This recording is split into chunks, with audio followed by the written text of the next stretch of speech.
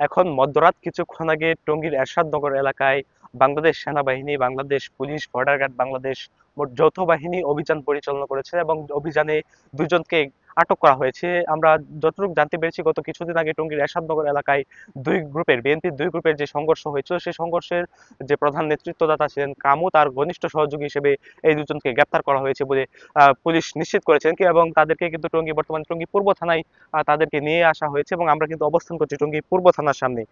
আমি একটু গ্রেপ্তারকৃতদের নাম ঠিকানা একটু আপনাদেরকে জানানোর চেষ্টা করব। গ্রেপ্তারকৃত একজন হচ্ছেন বিপ্লব এবং অপরজন হচ্ছে সজীব হোসেন। তাদেরকে কিন্তু বর্তমানে টঙ্গী পূর্ব থানায় আটক রাখা হয়েছে এবং তাদেরকে আগামীকালকে কোর্টে প্রেরণ করা হতে পারে বলে আমরা যতটুকু জানতে পেরেছি।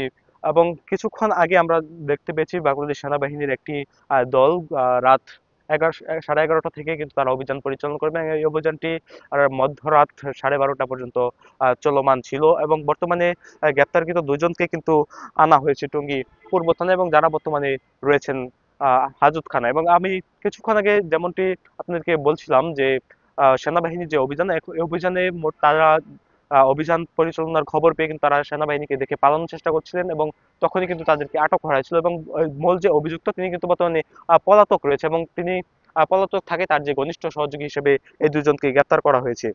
আমি একটু ঘটনার বিস্তারিত একটু বিবরণ আপনাদেরকে জানানোর চেষ্টা করব। সেটি হচ্ছে টঙ্গীতে আহ, আধিপত্য বিস্তারকে কেন্দ্র করে বিএনপির যে দুই গ্রুপের সংঘর্ষ হয় কিছুদিন আগে এবং সেই ঘটনায় কিন্তু তাদেরকে গ্রেপ্তার করা হয়।